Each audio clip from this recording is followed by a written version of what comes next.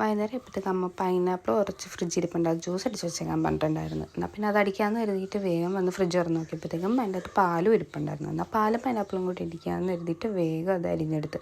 പക്ഷെ അരിയാനാണെങ്കിൽ നല്ല പണിയായിരുന്നു, കാരണം ഫ്രീസറിൽ ഐസായിട്ടിരിക്കണമായിരുന്നു, കൈയൊക്കെ മരവിച്ച് പോകണമായിരുന്നു. പിന്നെ വേഗം പഞ്ചസാര പാലൊക്കെ ഒഴിച്ചിട്ട് മിക്സിയിലിട്ട് അടിച്ചെടുത്ത്, കാരണം കിച്ചുവിന് ട്യൂഷന് പോകണമായിരുന്നു. അപ്പം അവൾ പോണതിന് മുന്നേ അടിച്ചു കൊടുക്കാമെന്ന് കരുതിയിട്ട് വേഗം അടിച്ചെടുത്ത്. പിന്നെ അവിടെ ഇരുന്ന് കുറച്ച് പാത്രങ്ങളൊക്കെ കഴുകി, ജാറൊക്കെ ഉണ്ടായിരുന്നു അതൊക്കെ കഴുകി, പിന്നെ അവിടേക്കൊന്ന് ക്ലീൻ ആക്കിയിട്ട് ചക്ക വറുത്തയും പൈനാപ്പിൾ ജ്യൂസും കൂടി ഞങ്ങൾ വൈകുന്നേരത്തെ സ്നാക്സ് കഴിച്ചു. പിന്നെ അവളെ ട്യൂഷനും ഉണ്ടാക്കി. വന്ന വഴി ഞാൻ തയ്യക്കടയിൽ കയറി. പിന്നെ തിരിച്ച് വീട്ടിൽ വന്നിട്ട് കുറച്ച് തുണിയൊക്കെ ഉണ്ടായിരുന്നു, അതൊക്കെ മടക്കി വെച്ചപ്പോഴത്തേക്കും അമ്മയൊക്കെ വന്ന്. പിന്നെ അമ്മയും ഞാനും കൂടി എൻ്റെ ഇളയച്ചൻ്റെ വീട്ടിൽ പോകുന്നത്. ഞാൻ നേരെ കാണുന്ന ഇളയച്ചൻ്റെ വീട്. ഇളയച്ചനൊന്ന് വർക്കിൻ്റെ സ്ഥലത്തുനിന്ന് വീണ് കൈയുടെ കുഴ തെറ്റി. പിന്നെ അവിടെ ചെന്ന് ഞങ്ങൾ വർത്താനൊക്കെ പറഞ്ഞിരുന്നു. അപ്പോഴത്തേക്ക് ആൻറ്റി ദേവുവിൻ്റെ ഒരു വീഡിയോ എന്നെ കാണിച്ചു തന്ന, ഡാൻസ് വീഡിയോ.